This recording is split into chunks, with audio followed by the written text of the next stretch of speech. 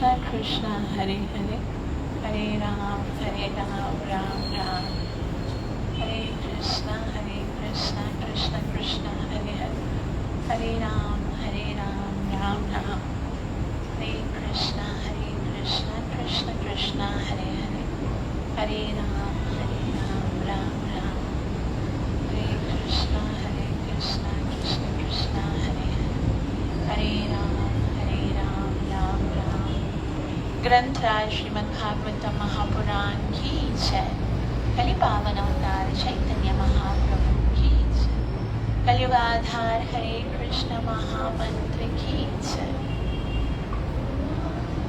श्रीमद् भागवतम जिसका चौथा सिकंद हम अभी प्रारंभ करेंगे, इस आध्यात्मिक जगत में प्रवेश करने से पहले गुरु और गौरंग से कृपा की याचना करते हुए मंगलाचरण करेंगे, ताकि हम जो कुछ श्रवण करने वाले हैं उसका हमें पूरा लाभ प्राप्त हो सके, जो कि है कृष्ण प्रेम की प्राप्ति। गुरवे गौरचंद्राय राधिकाय तदालये कृष्णाय कृष्ण भक्ताय तद्भक्ताय नमो नमः।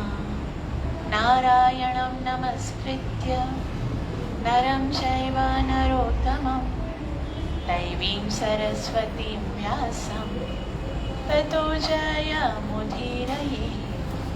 नष्टप्रायेषु अभद्रेषु नित्यं भागवत सेवया भगवती उत्तमश्लोके भक्तिरभवति नैष्टिकी। पंचतत्त्वात्मकं कृष्णं भक्तरूपस्वरूपकं भक्तावतारभक्ताख्यं नमामि भक्तशक्तिकम्। जय श्री कृष्ण चैतन्य प्रभु नित्यानंद श्री अद्वैत गदाधर श्रीवासदि गौरभक्तवृंद। हरे कृष्णा कृष्ण कृष्ण हरे हरे, हरे राम राम राम हरे हरे। ग्रंथराज श्रीमद् भागवतम महापुराण की जय। इस सिकंद में 31 अध्याय है। 1 से 7 अध्याय तक दक्ष प्रजापति के यज्ञ में महादेव शिव का अपमान। तो यज्ञ तो धर्म का काम है, और भगवान श्री कृष्ण भगवद गीता में कहते हैं यज्ञ तपस्या और दान हमें कभी नहीं त्यागना चाहिए। ये ऐसा कार्य है जो महात्माओं को भी पवित्र करने वाला है। यज्ञ का उद्देश्य भगवान विष्णु को प्रसन्न करना होता है, परंतु यदि किसी वैष्णव का अपमान हो जाए तो इससे कोई लाभ नहीं होता। तो यहाँ हम देखते हैं कि पहले मनु महाराज की का विवाह होता है शत्रुपा से। 3 पुत्रियां, 2 पुत्र, देवहूति, प्रसूति और आकुति। आकुति का विवाह रुचि प्रजापति के साथ हुआ। मनु महाराज के रुचि प्रजापति मनु महाराज ने अपने दामाद से कहा कि मेरी बेटी का जो पुत्र होगा उसे आप मुझे देना। तो क्योंकि उन्हें पता था कि उनके यहाँ पर भगवान का अवतार जो है वो ही उत्पन्न होगा धर्म के रूप में, और आकुति को 2 संतान उत्पन्न हुई, यज्ञ और दक्षिणा। यज्ञ और दक्षिणा से जो भगवान का पुत्र उत्पन्न हुआ वो मनु महाराज को दिया गया। परसूति का विवाह दक्ष प्रजापति के साथ हुआ, और चौथे सिकंद के 4 भाग हैं। पहला भाग है धर्म का भाग। धर्म के विभाग में यज्ञ का वर्णन, जो दक्ष प्रजापति यज्ञ करते हैं और शिव जी का अपमान करते हैं। दूसरा विभाग है अर्थ। इस विभाग में अर्थार्थी भक्त ध्रुव महाराज का वर्णन है। और तीसरा विभाग है कर्म का विभाग, जिसमें पृथु महाराज कैसे सब जीवों के लिए उनकी आवश्यकताएं पूरी करते हैं। और फिर चौथे विभाग में 8 अध्यायों में मुक्ति का प्रसंग, जिसमें प्राचीन वरीयत और परिचयताओं का वर्णन आता है। तो प्रसूति से दक्ष प्रजापति को 16 कन्याएं हुई। 13 पुत्रियों का विवाह धर्म के साथ हुआ, और सती जो है वो शिव जी को बिहाई गई। बाकी एक पितृलोक में उन अर्पण कर दी गई। और इन पुत्रियों के वंश को बहुत ही सुंदर तरीके से उनका वर्णन किया जाता है। श्रद्धा के पुत्र हैं शुभ, यानी यदि हमारे जीवन में भगवान के अंदर श्रद्धा होगी तभी शुभ का जन्म होगा। मैत्री के पुत्र है प्रसाद, यानी मित्रता रखेंगे तभी प्रसाद प्राप्त होगा। दया के पुत्र है अभय, अर्थात जो दूसरों पर दया करेगा उसी को अभय प्राप्त होगा।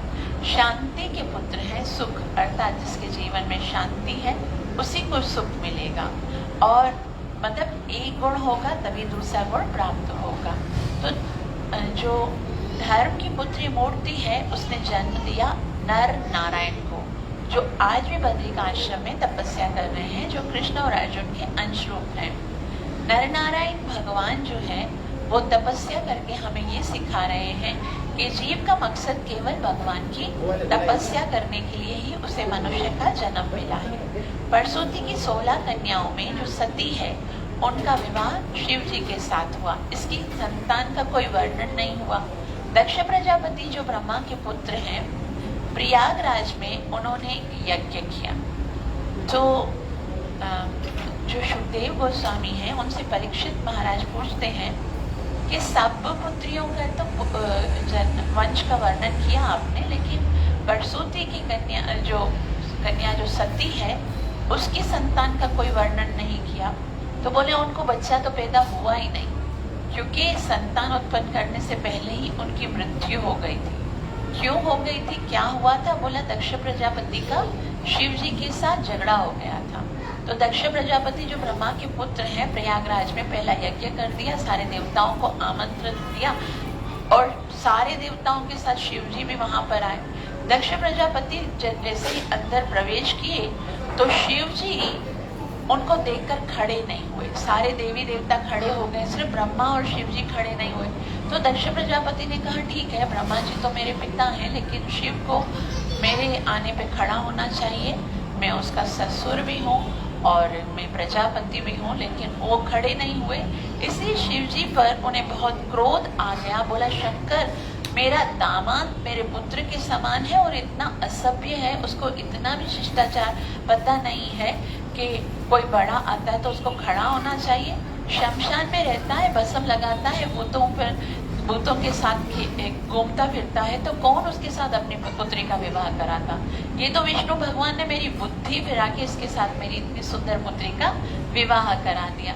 तो दक्ष प्रजापति इतना बुरा शब्द उनके लिए बोलते हैं, परंतु शिव जी एकदम शांत रहे, कुछ भी नहीं बोले। शिक्षा ये होनी चाहिए, यहाँ से हमें लेनी चाहिए कि अगर हमें कोई कुछ बोलता है तो जरूरी नहीं है कि उसको हम उलट कर जवाब दें। शिव जी कभी भी अपने अपमान करने वाले को जवाब नहीं देते, परंतु शंकर के गण श्राप देते हैं कि तुम क्योंकि बकरे की तरह बे बे कर रहा है तो जा बकरा बन जाए। यज्ञ में शिव जी और उन्होंने दक्ष प्रजापति ने भी एक श्राप दिया कि आज के बाद यज्ञ में शिव जी का कोई हिस्सा नहीं निकलेगा। दक्ष प्रजापति ने शंकर के गणों को श्राप दिया, अब सदैव अशुद्ध रहते रहोगे, धक्के खाते फिरोगे। शंकर जी शांति से कैलाश में चले गए, सती को कुछ भी नहीं बताया। शिक्षा ये लेनी चाहिए कि यदि ससुराल वालों से झगड़ा हो तो हमें पत्नी को नहीं बताना चाहिए, क्योंकि पत्नी का प्रेम हमेशा अपने भाई और पिताश्री के साथ होता है। शंकर की गृहस्थी का ध्यान करें तो शंकर जी की गृहस्थी से बहुत सुंदर सुंदर शिक्षाएं मिलती हैं।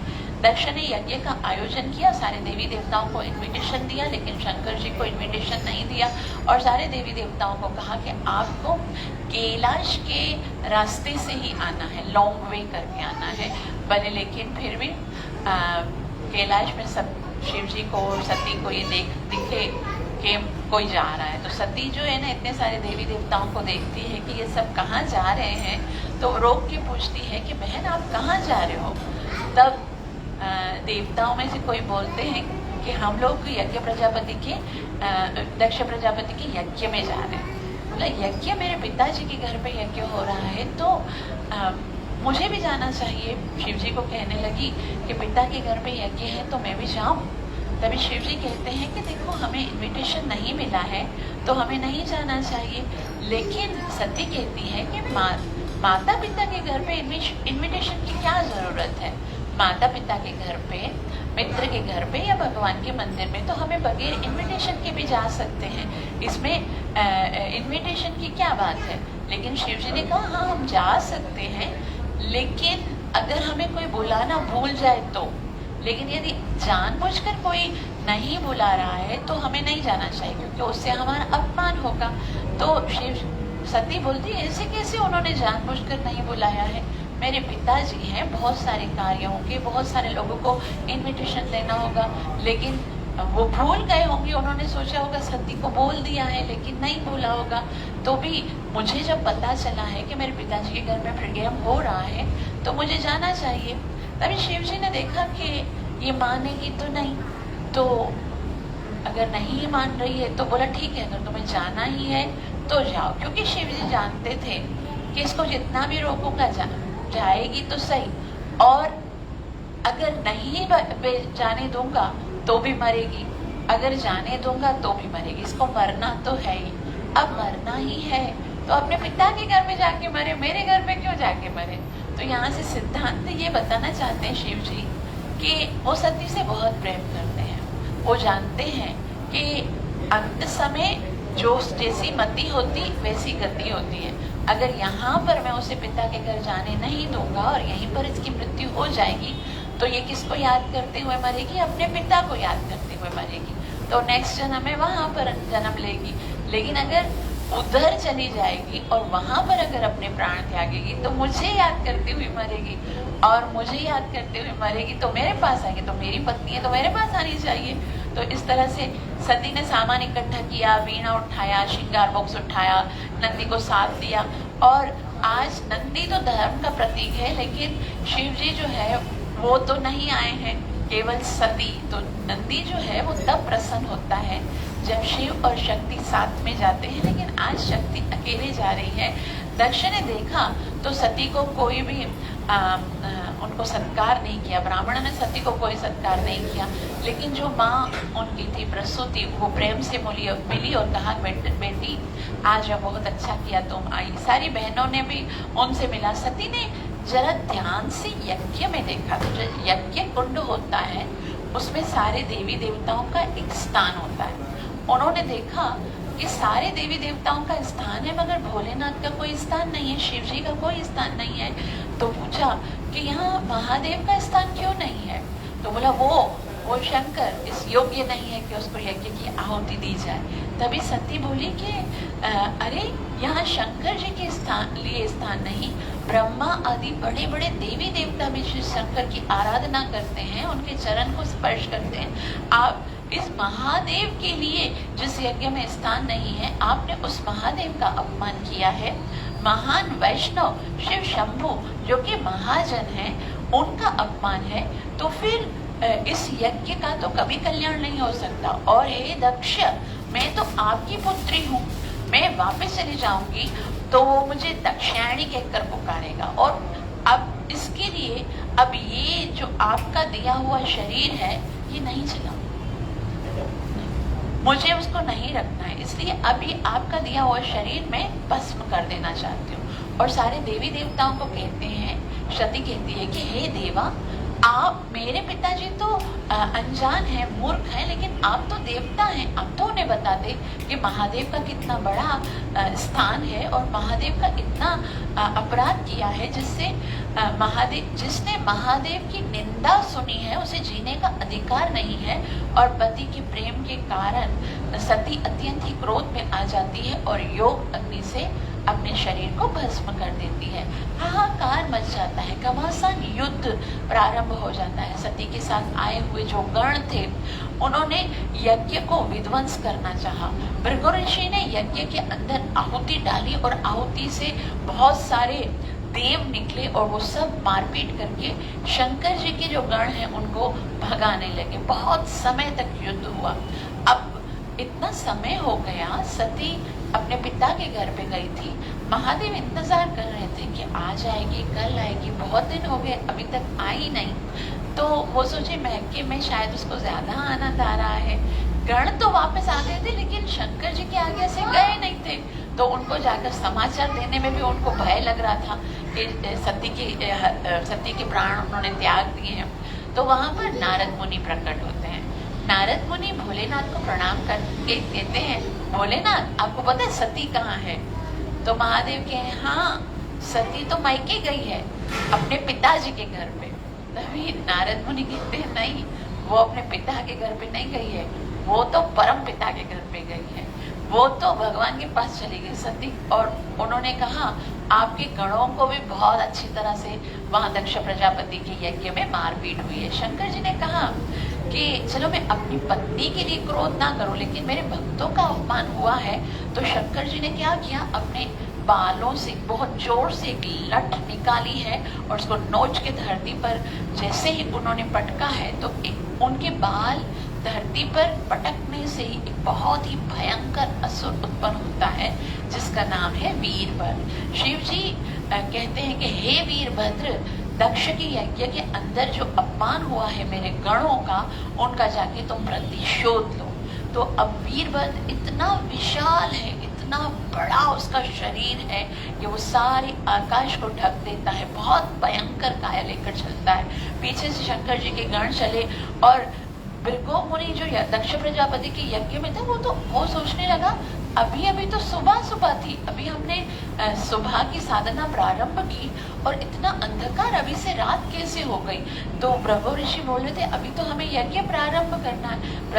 प्रसूति ने कहा, जो सती की माता है, उन्होंने कहा कि क्योंकि सती और शिव का जो अपमान हुआ है और सती ने जो अपना शरीर छोड़ा है, ये आंधी वही शंकर जी से आ रही है। इतने में वीरभद्र जो शंकर जी की झंडा से प्रकट हुए थे वहां पर आए और आते ही वीरभद्र ने दक्ष प्रजापति को ऐसे पकड़ा, उसकी मुंडी को ऐसे मड़ोड़ा और उसकी मुंडी तोड़ दी। लकड़ी जो छुरी है वहां से उससे उठाया और छुरी जिससे बलि के बकरे काटते हैं उससे दक्ष प्रजापति के सर को काट के यज्ञ कुंड में डाल दिया। और जब दक्ष प्रजापति महादेव का अपमान कर रहे थे तो जो लोग वहां पर उस समय दक्ष प्रजापति का साथ दे रहे थे उन सबको बहुत बुरी तरह से वीरभद्र ने उनको दंड दिया। भग नाम का एक देवता था, जब दक्ष प्रजापति शिव जी का अपमान कर रहे थे तो वो आंखें खोल के घूर के देख रहे थे।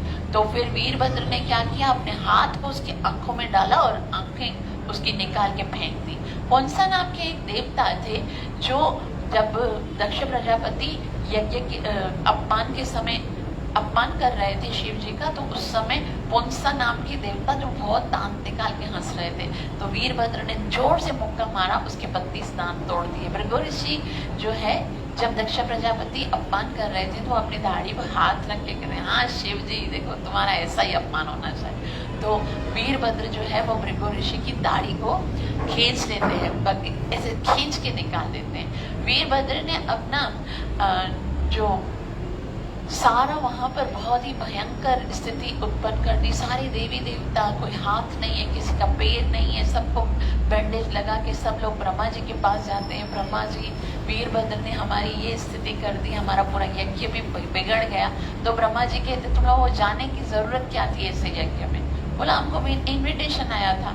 ब्रह्मा जी कहते इन्विटेशन मुझे भी आया था, लेकिन जहाँ पर किसी संत का, किसी भगवान के भक्त का अपमान हो वहां पर हमें कभी नहीं जाना चाहिए। देवताओं प्रणाम करके ब्रह्मा जी से क्षमा याचना करते हैं और कहते हैं आप इसका अब कोई सॉल्यूशन बताओ। तो ब्रह्मा जी कहते हैं वो महादेव है ना, वो बहुत भोलेनाथ है, वो आशुतोष है, हम सब उनके पास चलते हैं, वो अवश्य कृपा करेंगे। तो सब मिलकर महादेव के पास जाते हैं। ब्रह्मा जी कहते हैं कि दक्ष प्रजापति का यज्ञ बिगड़ गया, सारे देवताओं का ये हाल हो गया, आप चलिए और यज्ञ को पुनः सही कर दीजिए। तो महादेव कहते हैं चलो ठीक है। तो महादेव बता रहे हैं कि अगर कोई बुरा करता भी है हमारे साथ तो जरूरी नहीं है कि उनके साथ बुरा किया जाए।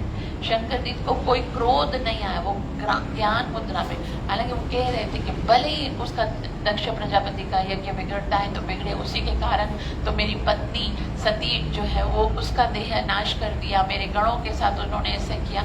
लेकिन ये जो परम वैष्णव है शिव जी, उनको कोई हृदय के अंदर कोई बदला लेने की भावना नहीं है।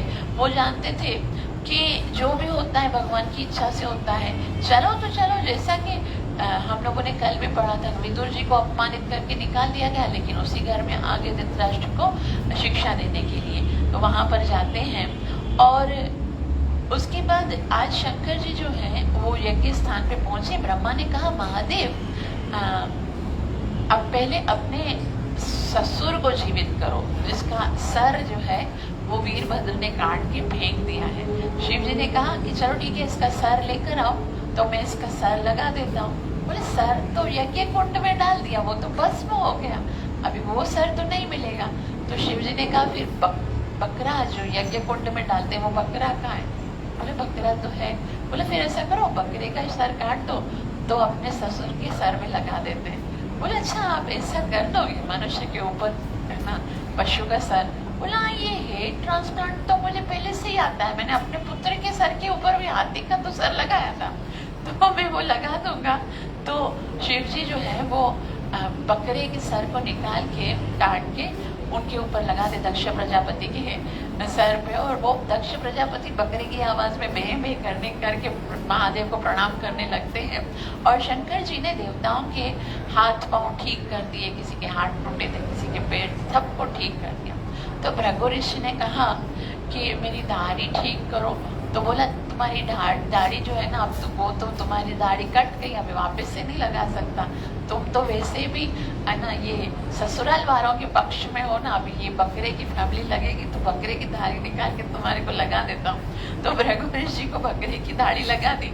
भग की आंख निकाल ली थी ना, जो भग घूर के देख रहा था, तो बोला इसके आंखों का क्या करें? शिव जी ने कहा कि ठीक है, इसकी आंखें ना ऐसी रहनी चाहिए, जो ऐसे अपमानजनक दृश्यों को घूर के देखता है ना, इसकी आंखें ऐसी रहेंगी, इनको मैं इतना मतलब लेनियंसी कर सकता हूँ कि दिन को देखेंगे, शाम के बाद ये नहीं देखेंगे। और फिर पुंसा ने कहा मेरे तो सारे दांत ही तोड़ दिए, अब मेरे दांतों का क्या करेंगे? तो शिव जी ने कहा कि ना तुमको बहुत है ना खुशी होती है ना अपमान सुन के, इसीलिए दांत निकाल के तुम हंसते हो। तो ऐसा करेंगे तुम्हारे दांत तुम्हें नहीं आएंगे, तुम अभी क्या करना, पीस के खाना, जो कुछ खाना होगा ना वो पीस के खाना, नहीं तो जो यजमान यज्ञ करेंगे तो यजमान खाएंगे, तुम्हारा पेट भर जाएगा, तुम्हें ना अभी वापस से दांत नहीं मिलेंगे। तो पुनः से यज्ञ की सारी स्थिति ठीक हो गई।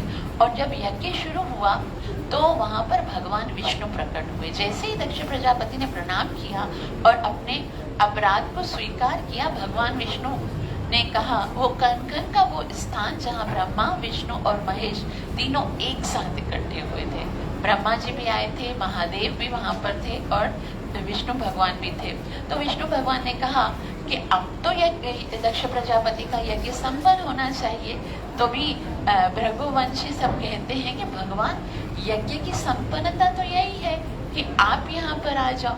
आप जब आ गए हो तो फिर यज्ञ को संपन्न ना होने का तो कोई सवाल ही उत्पन्न नहीं होता। उसके बाद अब तक हमने पढ़ा 5 अध्यायों में अर्थार्थी भक्त ध्रुव का वर्णन होगा। तो ध्रुव महाराज, जैसे अभी हम लोगों ने दक्ष प्रजापति के जो पुत्र हैं उनके विषय में पढ़ना प्रारंभ किया है। महाराज उत्तानपाद के वंश की कथा स्टार्ट होती है। उत्तानपाद जो कि मनु महाराज के पुत्र हैं, उनका विवाह 2 स्त्रियों के साथ हुआ। एक का नाम है सुनीति और दूसरी का नाम है सुरुचि। सुनीति का मतलब होता है जो नीति यानी धर्म के अनुसार चलती है, तो उनके यहाँ पर शाश्वत ध्रुव जैसा पुत्र उत्पन्न होता है। और सुरुचि अर्थात जो अपने मन या रुचि के अनुसार चलती है, उसके घर में उत्तम जैसा पुत्र उत्पन्न होता है, लेकिन ज्यादा समय तक वो जीवित नहीं ले सकता। उत्तानपाद महाराज राज्य में कार्य करते थे। सुरुचि से बहुत प्रेम करते थे, लेकिन सुनीति के पास नहीं जाते थे। सुरुचि के पुत्र का नाम था उत्तम। तो एक बार राजा उत्तानपाद राज सिंहासन पर बैठे हुए थे और उस समय उत्तम उनकी गोद में बैठा हुआ था। तो ध्रुव महाराज ने सोचा कि मुझे भी इनकी गोद में बैठना चाहिए, मेरे भी तो पिताजी हैं। तो ध्रुव महाराज धीरे धीरे उनकी गोद में बैठने लगे, लेकिन उसको गोद में बैठते हुए यहाँ से, तुम इनकी गोद में बैठने के योग्य नहीं हो। तब ध्रुव महाराज ने कहा, क्यों? मैं भी तो इन्हीं का पुत्र हूँ, जिस तरह से उत्तम इनका पुत्र है तो मुझे भी इनकी गोद में बैठने का उतना ही अधिकार है। बोला, हाँ तुम इनके पुत्र तो हो, लेकिन तुम मेरे पुत्र नहीं हो ना। तो जब तक तुम मेरे पुत्र नहीं बनोगे तो तब तक आपको इनकी गोद में बैठने का अधिकार नहीं मिलेगा। तो बोला, लेकिन मैं तो आपका पुत्र नहीं हूँ, मैं तो अपनी माता का पुत्र हूँ, मैं भी तो, लेकिन फिर भी तो आप भी तो मेरी माता समान हो। बोला, माता समान होने की बात नहीं है, तुमने मेरी कोख से तो जन्म नहीं लिया है ना। बोला, फिर बताओ क्या करूं? तभी सुरुचि कहती है कि तुम ऐसा करो, तुम जाके तपस्या करो, तपस्या करोगे तो भगवान विष्णु दर्शन देंगे और भगवान विष्णु तुमसे पूछेंगे कि तुम्हें क्या वरदान चाहिए, तो तुम उनसे बोलना कि मुझे सुरुचि की गोद से जन्म दे दो ताकि मैं अपने पिता के गोद में बैठ सकूं। तभी ये वास्तव में ऐसा बताया जाता है कि भगवान की भक्ति करो, ये उपदेश तो उन्होंने बहुत अच्छा किया, लेकिन भक्ति का ये बहुत बड़ा अपराध है कि भक्ति करने के बाद भी उसे ये वरदान मिल रहा है कि तुम वापस से जन्म लो, कि भक्ति करने से तो जन्म मरण का चक्कर खत्म होना चाहिए। तो ये तिरस्कार है भक्ति का, ये बहुत बड़ा अपराध है, इसलिए समय से पहले उसे मरना पड़ेगा। दुरु ने जब सुना तो बहुत दुख हुआ, रोता हुआ अपनी माता सुनीति के पास गया और सुनीति से कहा कि माता, मुझे जो मेरी वे माता है उन्होंने कहा है कि यदि तुम पिताजी के गोद में बैठना चाहते हो तो तुम्हें मेरी गोद से जन्म लेना पड़ेगा और इसके लिए तुम्हें भगवान की तपस्या करनी चाहिए। सुनीति ने किसी को दोष नहीं दिया, ना ही अपनी सुरुचि जो है उनको दोष दिया, ना ही राजा को दोष दिया, बल्कि वो कहने लगी कि हाँ ध्रुव, आपको जो आदेश किया है, आपको जो उपदेश किया है ना, वो बिल्कुल सही है।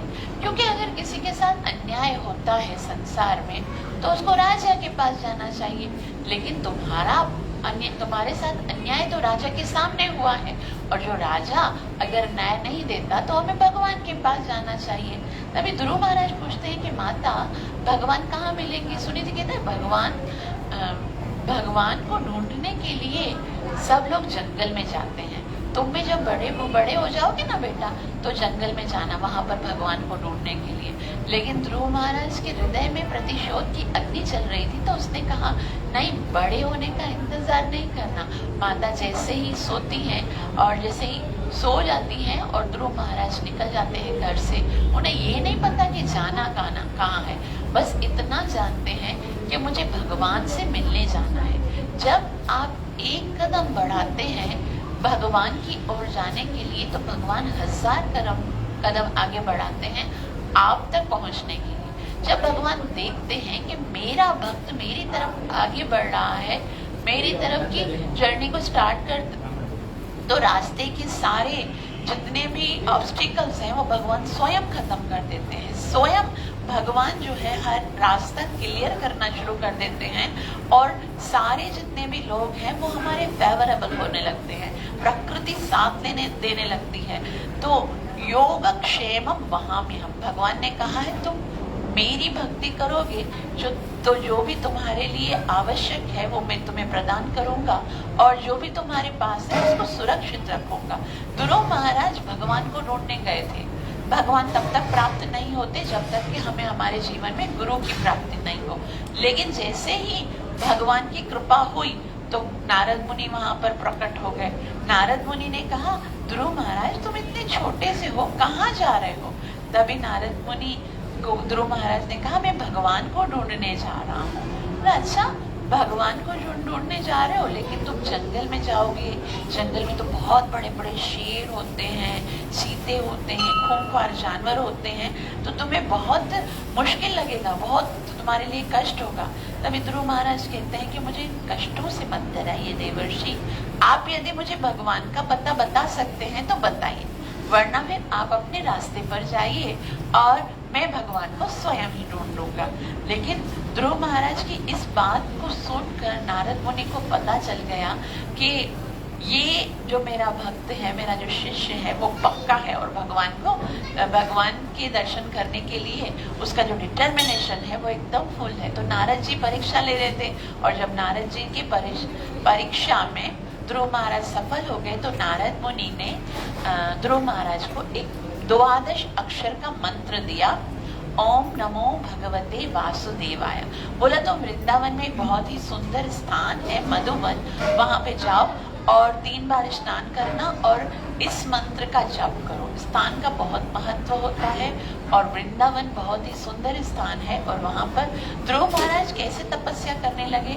5 साल के छोटे से बच्चे हैं, पहले महीने में 3 दिन के बाद एक बार बेर का फल खाने लगे, दूसरे महीने में 6 दिन के बाद पेड़ के सूखे पत्ते खाने लगे, तीसरे महीने में 9 दिन के बाद केवल एक बार खाली जल पीने लगे, और एक पेड़ पर खड़े होकर हाथ ऊपर करके ओम नमो भगवते वासुदेवाय का जप करने लगे।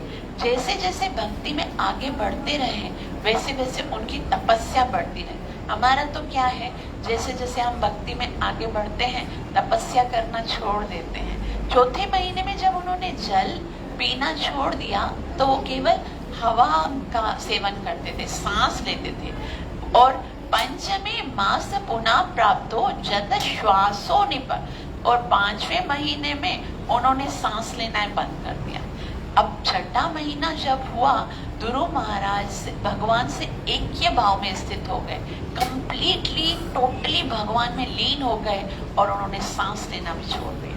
5 साल का छोटा बच्चा है और 6 महीने में उसकी स्थिति, जैसे ही ध्रुव महाराज ने सांस लेना बंद कर दिया, उसी समय ब्रह्मांड के प्रत्येक जीव की सांस बंद हो गई, ऑक्सीजन बंद हो गया, सबका दम घुटने लगा।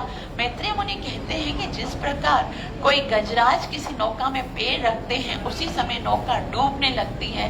ध्रुव महाराज की साधना से धरती कांपने लगी, आकाश गूंजने लगा, सारे लोकपाल और देवता त्राहिमाम करके भगवान के पास जाते हैं, प्रभु ये क्या हो रहा है, हमें तो समझ में नहीं आ रहा है कि हम सबका सांस कैसे बंद हो गया।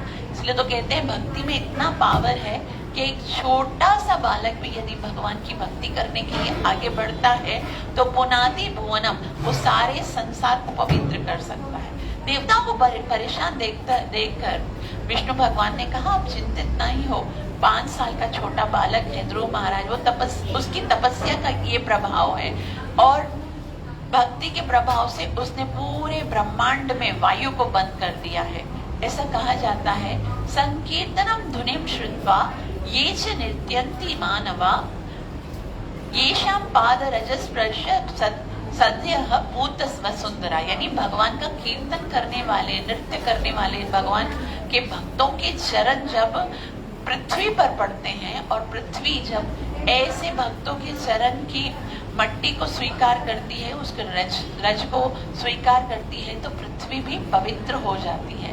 देवता प्रार्थना करते हैं कि भगवान आप कृपा करके ध्रुव महाराज को दर्शन देने जाइए, ताकि सबकी जो सांस रुक गई है वो प्रारंभ हो जाए। भगवान ने कहा, नहीं, मैं उसे दर्शन देने नहीं जाऊंगा। भगवान सब सोचने लगे, क्यों दर्शन देने नहीं जाओगे? बोला, मैं तो दर्शन करने जाऊंगा। ऐसे भगवान के शुद्ध भक्त भगवान स्वयं हृदय से इच्छा करते हैं उनके दर्शन करने की। तो भगवान अपने वैकुंठ को छोड़कर ध्रुव महाराज के पास पहुंचते हैं, लेकिन ध्रुव महाराज के सामने खड़े हैं, गरुड़ जी के ऊपर खड़े होकर वो कब से इंतजार कर रहे हैं कि ध्रुव महाराज मेरी ओर देखे। लेकिन ध्रुव महाराज को एकदम ध्यान में हृदय के अंदर भगवान के दर्शन कर रहे थे। तो भगवान सोचते कि मैं इतना दूर से आया हूँ और ये तो मुझे देख नहीं रहे हैं, फिर क्या करना चाहिए? भगवान ध्रुव महाराज के हृदय के अंदर जो उनकी छवि है उसको खींच लेते हैं, और जैसे ही हृदय में से भगवान की छवि, भगवान की सूरत गायब हो जाती है, तो ध्रुव महाराज छटपटा कर आंखें खोलते हैं तो सामने भगवान खड़े होते हैं। और इतना सुंदर भगवान का दर्शन है। सुखदेव गोस्वामी कहते हैं कि भगवान कितना सुंदर लग रहे होते हैं। सशंख चक्रम सकिरीट कुंडलम सपीत वस्त्रम सरसोरुहोक्षणम सहार वक्षस्थलशोभिकौस्तुभं नमामि विष्णु शिरसा चतुर्भुजम। ध्रुव महाराज इतने सुंदर दर्शन देख रहे थे, उनका दिल ही नहीं बढ़ा था। सुखदेव गोस्वामी कहते हैं ध्रुव महाराज भगवान के दर्शन कर नहीं रहे थे, बल्कि नेत्रों से भगवान के इस सौंदर्य को पी रहे थे, रस को पी रहे थे। ध्रुव महाराज भगवान के रूप को देखकर पलक झपकाना बंद कर भूल जाते हैं और वो भगवान उनसे पूछते हैं कि तुमने बहुत ही सुंदर स्तुति की है, तपस्या की है, और मैं जानता हूँ कि आपके हृदय में इच्छा थी कि मुझे मेरे पिताजी से भी बड़ा राज्य मिले, तो मैं तुम्हारी इस इच्छा को पूरी करूंगा और तुम्हारे पिताजी से भी बड़ा राज्य तुम्हें प्रदान करूंगा। तभी ध्रुव महाराज सोचते हैं कि मुझे भगवान की स्तुति करनी चाहिए, तो लेकिन उनके पास स्तुति करने के लिए कुछ शब्द नहीं थे, क्योंकि 5 साल के थे वो, अभी तक वो गुरुकुल में भी नहीं गए थे। तो सोच रहे थे मैं भगवान की स्तुति कैसे करूं। तो भगवान के हाथ में शंख चक्र गदा पद्म होते हैं, तो शंख जो है वो भगवान ने ध्रुव महाराज के गाल को स्पर्श कराया और उस शंख के स्पर्श करते ही ध्रुव महाराज को चारों वेदों का ज्ञान प्राप्त हो गया और बहुत ही सुंदर स्तुति 12 श्लोकों में ध्रुव महाराज करते हैं। और ऐसा बताया जाता है कि ये 12 श्लोक सारे वेदों का सार है। भगवान कहते हैं कि ध्रुव महाराज मैं तुम्हारी इच्छा के अनुसार राज्य प्रदान करूंगा। तभी ध्रुव महाराज की आंखों से आंसू निकलने लगते हैं। वे कहते हैं स्थानाभिलाषो तपसि स्थितो हम त्वां प्राप्यवान देव मुनि गुह्यम कांचन विचिन्वा अपि दिव्य रत्नम स्वामी कृतार्थो हम वरम न वांछे। कि मैं आपके दर्शन करके अभी मैं कृतार्थ हो गया हूँ। अभी मैंने पहले तो इच्छा यही की थी कि मुझे राज्य मिले, लेकिन इसी इच्छा से मैंने आपकी भक्ति प्रारंभ की थी, लेकिन आपकी भक्ति करते करते करते हृदय से सारी इच्छाएं समाप्त हो गई हैं। अब मुझे और किसी वस्तु की इच्छा नहीं है, आप मुझे हीरे मिल गए हो। कांचन विचिन्वा अपि दिव्य रत्नम, और हीरे के होते हुए क्या मैं कांच के टुकड़ों को मांगूंगा। लेकिन भगवान ने कहा नहीं, अगर मैं तुम्हें नहीं दूंगा, अगर मैं तुम्हें कोई वरदान नहीं दूंगा तो लोग कहेंगे कि देखो कृष्ण जो भगवान विष्णु जो है वो अपनी ओर खींचते हैं, कोई भी आता है और फिर उसके मन से इच्छा खत्म कर देते हैं और देते हैं तो कुछ नहीं है। तो मैं तुम्हें आशीर्वाद में तुमने जो इच्छा की थी वो अवश्य दूंगा। तो यहाँ पर एक बहुत ही सुंदर बात हमें समझ में चाहिए कि अगर हमारे मन में कोई इच्छा भी है तो भी हमें भगवान श्री कृष्ण की ही शरण में जाना चाहिए। शास्त्र कहता है अकामा सर्व कामो वा मोक्ष काम उदारती तीव्रेण भक्ति योगेन यजेत पुरुषः परम। चाहे हमारे हृदय में कामना हो, इच्छा हो या ना हो, चाहे हमें मोक्ष की इच्छा हो, अगर हम भगवान श्री कृष्ण की भक्ति करेंगे तो हमारी सारी इच्छाएं पूरी हो जाएंगी और हमें भगवान के चरणों की भी प्राप्ति होगी, मोक्ष की भी प्राप्ति होगी। तो आशीर्वाद देते हैं कि मैं तुम्हें बहुत 36,000 वर्षों तक पृथ्वी का राज्य करोगे, उसके बाद मैं तुम्हें एक ध्रुव लोक दूंगा। ध्रुव लोक का मतलब ये है कि वो एक ऐसा प्लैनेट है जो जब प्रलय आता है तो तभी भी उसका नाश नहीं होता है। ऐसा ध्रुव लोक प्रदान करके भगवान विष्णु उनको आशीर्वाद देके चले जाते हैं। और फिर कुछ समय के बाद वो जब वापस घर जाते हैं, उत्तानपाद राजा जो है वो अपना राज्य ध्रुव महाराज को सौंप कर वन में चले जाते हैं।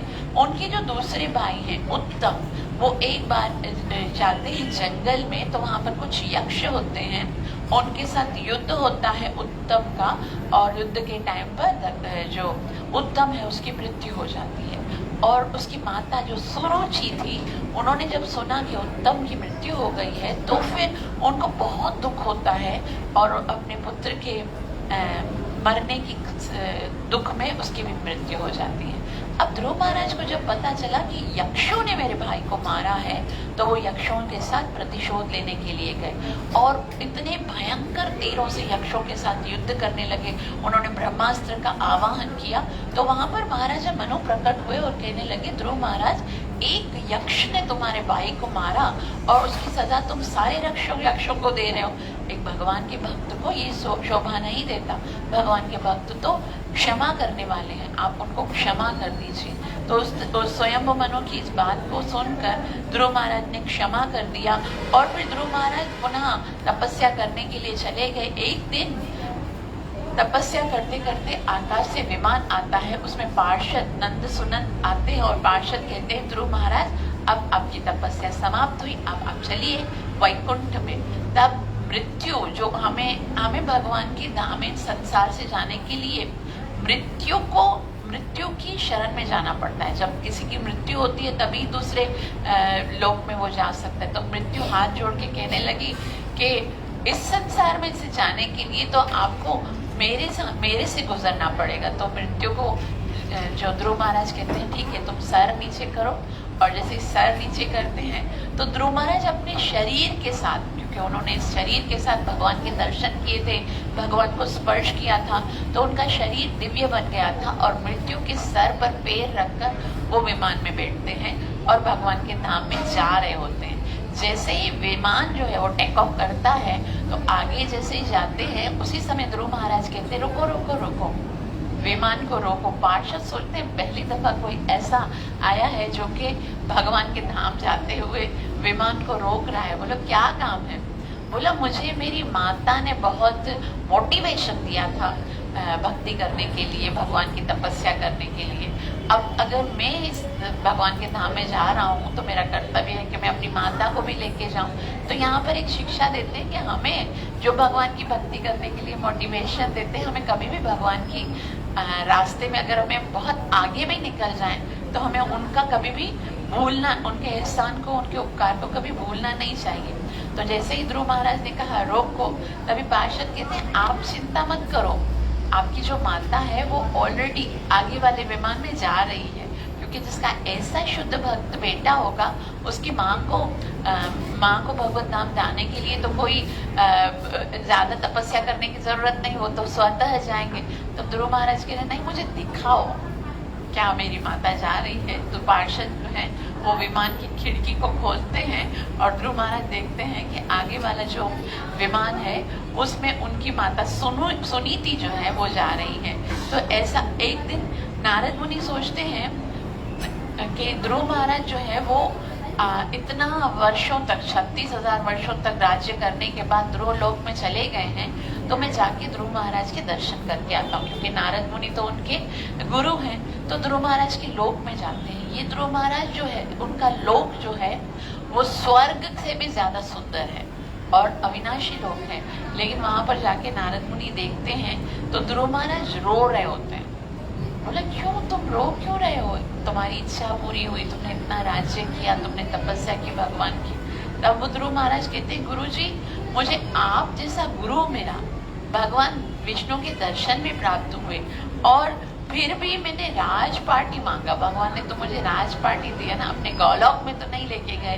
तो अब फिर भी अभी तक मैं दुखी हूँ, भगवत प्राप्ति होने के बाद भी मैंने संसार क्यों मांगा?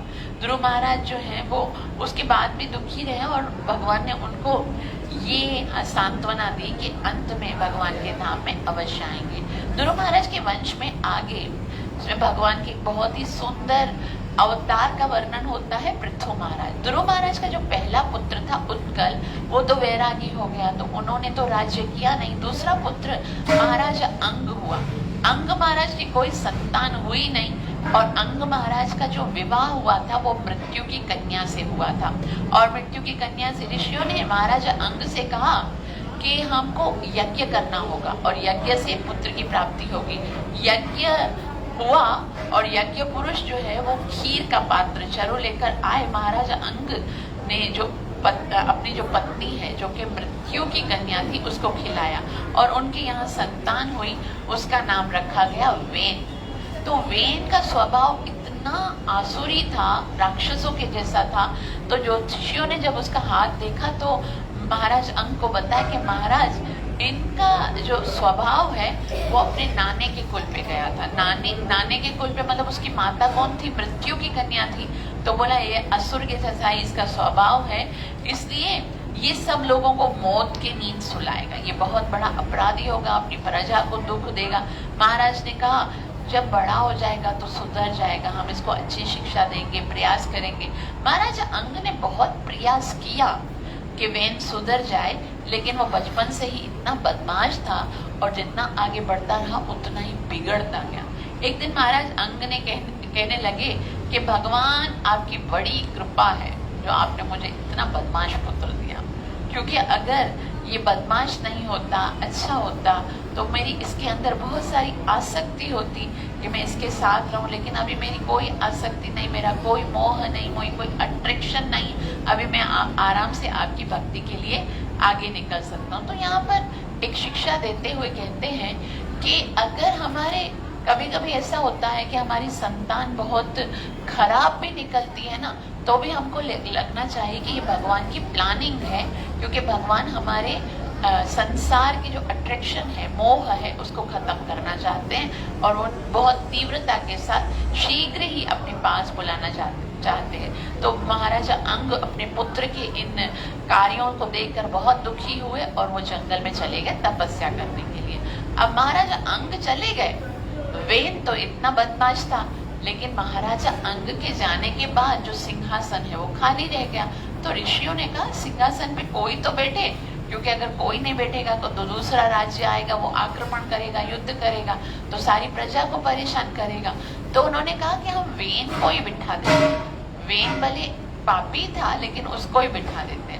तो जैसे ही वेन को बिठाया, उन्होंने ऋषियों ने कहा हम बिठाते हैं, अगर सही से नहीं इसने राज्य किया तो उसको हटा दिया जाएगा, क्योंकि ऋषियों के पास पहले बहुत पावर होता था, बहुत ज्यादा पावर होता था। वो राज्य दे भी सकते थे, राज्य ले भी सकते थे, श्राप भी दे सकते थे उनको विध्वंस भी कर सकते थे। तो उसके बाद महाराजा वेन को उन्होंने राजा बनाया, और जैसे ही वेन राजा बना तो उन्होंने कहा कि बस अब कोई धर्म का काम नहीं करेगा, कोई यज्ञ नहीं करेगा, कोई भक्ति नहीं करेगा, कोई धर्म कुछ भी, सारे विपरीत गुण जितने भी हैं सारे पुण्य कर्म करना बंद करा दिए। तो वेन जो है उनको सारे ऋषियों ने कहा कि भाई तुम इतना अपराध क्यों करवा रहे हो जी, भले देवताओं के लिए यज्ञ हो रहा है, धर्म हो रहा है, दान हो रहा है, तो उन सब वो सारी देव पूजा बंद करा दी, उसका कारण क्या है? तो वेन ने कहा कि आप सब जानते हैं ना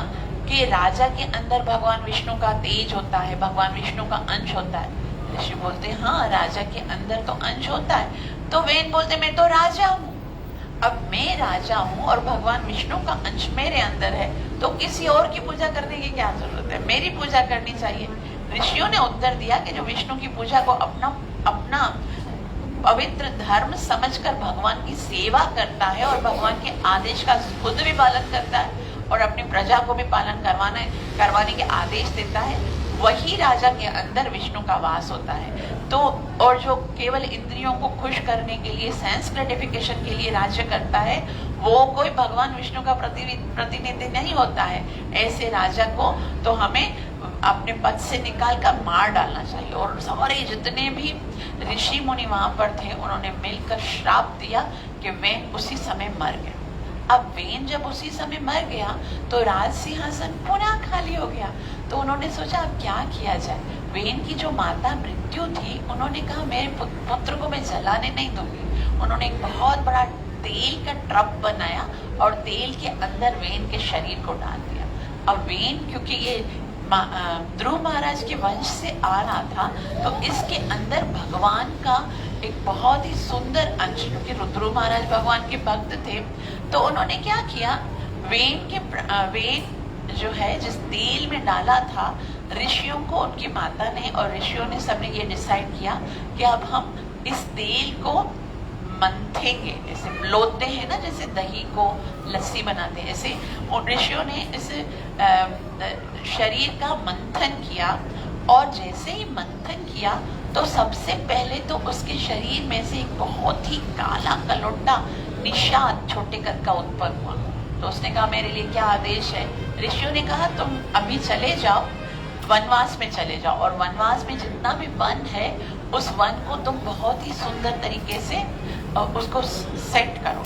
उसके बाद सीधे हाथ का जब उन्होंने मंथन किया, सीधे हाथ को भिलोया, तो उसमें से भगवान का एक अवतार प्रकट हुआ, भगवान का पृथु महाराज। और उल्टे हाथ का जब मंथन किया तो लक्ष्मी महारानी का एक अवतार उत्पन्न हुआ, अर्ची वो प्रकट हुए। इस प्रकार पृथु और अर्ची महारानी का प्राकट्य हुआ और इस वक्त सारे देवताओं ने पृथु महाराज और अर्ची माता के दर्शन करने आए और जिसके हाथ में जो अधिकार था सारे देवताओं ने वो पुरस्कार के रूप में उनको भेंट किया। महाराज पृथु को दिया, किसी ने मृगशाला दी, किसी ने धनुष दिया, किसी ने बाण दिया, किसी ने माला दी। हर एक देवता कोई ना कोई गिफ्ट लेकर आए पृथु महाराज का और बहुत सारा गुणगान करने लगे। तब पृथु महाराज ने बोला, तुम मेरा गुणगान क्यों कर रहे हो? अभी तक तो मैंने कोई ऐसा सुंदर काम तो किया ही नहीं है। तो गुणगान तो तब होना चाहिए जब कुछ करूं, तो मुझे कुछ करना है। तो ब्राह्मण ऋषियों ने कहा महाराज आप तो भगवान के अवतार हैं और सबका कल्याण करने के लिए आए हैं।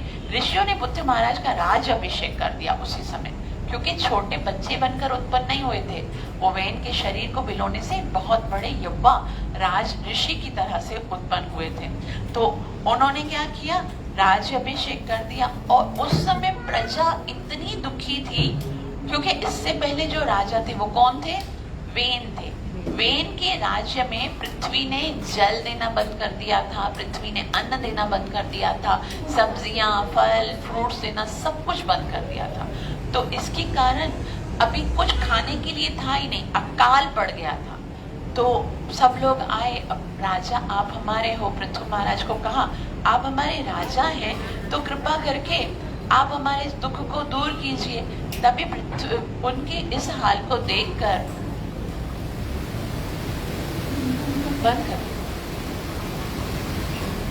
पृथु को बहुत ज्यादा क्रोध आया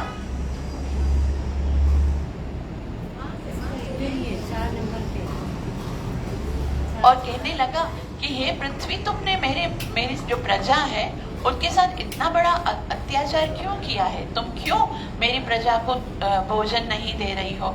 महाराज ने धनुष उठाया और पृथु महाराज जैसे ही धनुष उठा के पृथ्वी को मारने के लिए आए और पृथ्वी को मारने के लिए आए तो पृथ्वी जो है वो गाय का रूप धारण करके आ गई और दौड़ने लगी। पृथु महाराज भी रथ पर बैठकर उनके पीछे दौड़ने लगे और जब गाय जो पृथ्वी है वो थक गई तो दोनों हाथ जोड़कर प्रणाम करके पृथु महाराज से कहा कि आप मेरे ऊपर इतना क्रोध मत कीजिए, मैं भी तो आपकी प्रजा हूं ना। तो उन्होंने कहा लेकिन पृथ्वी, तुमने अन्न की उत्पत्ति करना बंद क्यों कर दिया है? तुम तो माता हो ना, माता का तो कर्तव्य है कि अपने संतान को भोजन दे, और तुम माता होकर इतनी क्रूर कैसे हो गई कि तुमने संतान को भोजन देना बंद कर दिया? तभी पृथ्वी माता एक बहुत ही सुंदर उत्तर देती हैं कि जब माता बच्चे से स्नेह करती है ना तो स्नेह के कारण वो भोजन बनाती है, भोजन दूध उनके स्तर में आता है। लेकिन अगर संतान इतनी ज्यादा अपराधी होती है, इतना अपराध करती है, तो माता के हृदय का जो प्रेम है ना वो समाप्त हो जाता है। तो क्योंकि अभी इतने असुरी राजा आ गए थे जिनके कारण मेरे हृदय में जो प्रेम था ना वो सूख गया। अब मेरा यहाँ पर कोई खेती बाड़ी भी करता है तो भी वहां पर इतना अकाल है कि वो बीज निकल ही नहीं रहे हैं, बीज फूट ही नहीं रहे। तो बोला फिर उसका, पृथु महाराज कहते हैं तो फिर उसका क्या सॉल्यूशन क्या है, समाधान क्या है? तब पृथ्वी माता कहती हैं कि देखो अब मैं गाय के स्वरूप में हूँ ना, पृथ्वी के स्वरूप में तो खेती हो नहीं रही है, अब मैं गाय के स्वरूप में हूँ, तो तुमको जिसके लिए भी अन्न चाहिए ना तो मेरे स्तनों को दोहकर, मतलब किसी को आप बछड़ा बनाओगे तो जब वो मेरा दूध पिएगा ना, जैसे गाय है उसका दूध तब आता है जब बछड़ा उसके स्तन को स्पर्श करता है। तो बोला मेरा भी दूध सूख गया है, अब कोई बछड़ा यदि उसको सक करेगा तो उसमें से दूध आएगा। तो फिर पृथु महाराज बहुत सुंदर तरीके से क्या करते हैं, जितने भी जीव प्राणी हैं, जितने भी स्पीशीज हैं, उनमें से एक को जो है वो बछड़ा बनाते हैं। जैसे मनुष्यों के लिए भोजन चाहिए तो स्वयंभू मनु को बछड़ा बनाया, और जैसे ही उन्होंने स्तन को पान किया तो उसे दूध नहीं निकला बल्कि भोजन जो मनुष्य खाते हैं, अन्न, फल और ये सब निकलने लगे। फिर इंद्र को बछड़ा बनाया तो फिर जैसे ही उन्होंने पृथ्वी माता के स्तन को पिया तो उसमें से जो स्वर्ग में भोजन खाया जाता है वो निकलने लगा। फिर शेर को बछड़ा बनाया तो फिर शेर के लिए, जानवरों के लिए सारा भोजन निकलने लगा। फिर वासुकी नाग को बछड़ा बनाया तो सर्पों का भोजन निकलने लगा। इस तरह सबके भोजन की व्यवस्था हुई और राजा वो जो अपने राज्य के समस्त जीवों, जन जंतुओं यानी सारी प्रजा को उन्होंने संतुष्ट किया। और उसके बाद उन्होंने वर्ण आश्रम धर्म के अनुसार ब्राह्मण विद्या से, क्षत्रिय रक्षा से, वैश्य गौ रक्षा और व्यापार करने से और शूद्र सेवा करने से अपना अपना निर्वाह करेंगे। इस तरह से 4 वर्ण आश्रम बनाए और ये सारी व्यवस्था की। पृथु महाराज ने पहली बार धरती पर टाउनशिप जो है वो स्टेब्लिश की और फिर उन्होंने अश्वमेध यज्ञ करना शुरू कर दिया। अश्वमेध यज्ञ 99 अश्वमेध यज्ञ किए। ऐसा कहा जाता है जब 100 अश्वमेध यज्ञ हो जाते हैं तो उसे शतक्रतु कहा जाता है। और जो इंद्र का आसन है, इंद्र का आसन जो स्वर्ग है वो उसे मिल जाता है तो जो 100 अश्वमेध यज्ञ करता है। लेकिन पृथु महाराज ने जैसे ही 99 अश्वमेध यज्ञ किए तो इंद्र ने सोचा अब तो मेरी कुर्सी हाथ से निकल जाएगी। तो इंद्र जो है वो वहां पर आते हैं और जो अश्वमेध यज्ञ का जो घोड़ा है उसको चोरी करके ले जाते हैं। इंद्र की पोस्ट के लिए जो है ना 100 अश्वमेध करना जरूरी है, लेकिन इंद्र किसी को भी 100 अश्वमेध यज्ञ करने नहीं देते। पृथु महाराज तो हालांकि भगवान के अवतार थे, लेकिन जैसे ही वो 6वां अश्वमेध यज्ञ करना शुरू करते तो इंद्र कोई दूसरा साधु बन के आ जाते, फिर दूसरा साधु बन के आ जाते, फिर दूसरा। तभी वहां पर जैसे ही ऐसा होने लगा तो ब्रह्मा जी वहां पर प्रकट हुए और पृथु महाराज को कहा कि अब तुम यज्ञ करना छोड़ दो, तुम क्यों 100 यज्ञ कर रहे हो, तुम्हें तो इंद्र का आसन नहीं चाहिए। तो तुम है ना बार बार अगर ऐसे यज्ञ करते रहोगे तो इंद्र जो है बार बार साधु का रूप धारण करके आएगा। फिर लोगों का जो साधु संतों के अंदर जो विश्वास है, जो श्रद्धा है वो भी खत्म हो जाएगी। तुम ये यज्ञ करना बंद कर दो। और फिर पृथु महाराज ने यज्ञ करना बंद कर दिए। इंद्र आया, उसको गले लगाया, कहा मैंने आपको क्षमा कर दिया है, आप निश्चित होकर चले जाइए, आपने यज्ञ का घोड़ा छोड़ा है, मुझे कोई उससे दुख नहीं है। तो विष्णु भगवान वहां पर प्रकट हुए और उन्होंने कहा हे पृथु, मैं तुम्हारे यज्ञ से बहुत प्रसन्न हो गया हूँ, अब तुम मांगो क्या चाहते हो। हालांकि 100 यज्ञ करने के बाद भी भगवान विष्णु प्रकट होंगे उसकी कोई गारंटी नहीं है, स्वर्ग का राज्य मिलेगा उसकी गारंटी है। लेकिन इन्होंने 99 यज्ञ किए और भगवान विष्णु प्रकट हुए। तो फिर उन्होंने पूछा क्या चाहिए। तब बहुत ही सुंदर वरदान, मैंने पूरे भागवतम में ऐसा वरदान कहीं पर किसी शास्त्र में भी नहीं सुना कि भगवान से कोई ऐसा भी वरदान मांग सकता है। तो पृथु महाराज कहते हैं न कामये नाथ तदप्यहं क्वचित्, कि मुझे आपके अंदर समाने की इच्छा नहीं है, मैं आपकी नूर में, आपकी ज्योति में समाना नहीं चाहता हूँ। क्योंकि अगर मैं आपके अंदर समा जाऊंगा तो आपके चरणों का जो चरण कमल का जो रस है उसको मैं कैसे पी सकता हूँ। फिर बोला था तो आप क्या चाहते हो, आप वो बताइए जिसमें मैं तो जाहिर सी बात है हर वक्त आपके साथ नहीं रहूंगा, भगवान कहते हैं, तो फिर मैं तो चला जाऊंगा अपने धाम में, तुम्हें क्या चाहिए। तब वे कहते हैं मुझे ये दो नयत्र युष्मन् चरणाम्बुजासव, कि मुझे आपके चरणों का रस पीना है, उसके लिए मुझे क्या दो, उसके लिए महातमांतम हृदयान मुखंच दो, मुझे उसके लिए आप अपने भक्तों के संग रखो। जितना मैं आपके भक्तों के साथ रहूंगा, तो भगवान बोलते हैं जब भक्तों के साथ रहना तुम्हें ज्यादा अच्छा लगता है, तुम ऐसे भी बोल सकते हो ना कि मेरे धाम में चलना चाहता हूँ मैं, तुम भक्तों के साथ रहने की इच्छा क्यों करते हो। बोला भक्तों के संग रखो और उसके साथ साथ मेरी एक और भी इच्छा है, विदित्व करना युद्ध मेष में वर, मुझे 1000 कान का वरदान। 1000 कान होते ना, कान जिससे हम सुनते हैं। तो भगवान ने कहा क्यों 2 कान से तुम्हारी संतुष्टि नहीं होती, मैंने 2 कान तो दिए हैं, तो तुम 1000 कान क्यों मांग रहे हो। ये पृथु महाराज भगवान के अंश अवतार हैं और भगवान से कहते हैं कि मुझे ना आपकी कथा सुनने में इतना आनंद आता है कि 2 कान से मेरा दिल भरता नहीं है। इसलिए मैं चाहता हूँ मेरे हजारों कान हो और तुम्हारे भक्तों के द्वारा मैं सदैव आपकी कथाओं को सुनता रहूं। भगवान तथास्तु कहते हैं और कहते हैं कि अब 4 कुमार आएंगे, आपको भगवान की भक्ति की कथा सुनाएंगे, उसको सुनना। और महाराज पृथु और अर्ची जो है वो वनवास में चले जाते हैं और भगवान की कथा, भगवान का ध्यान करके भगवान को प्राप्त करते हैं। इस तरह से ये 5वां सिकंद पूरा होता है। इसके आगे जो है वो बहुत ही सुंदर पुरंजन उपाख्यान है जो प्राचीन वरिष्ठ को सुनाया जाता है। और उसके बाद जो है वो 6ठे सिकंद में हम प्रवेश करेंगे, वो हम तुलसी पूजा के बाद करेंगे। हरे कृष्ण।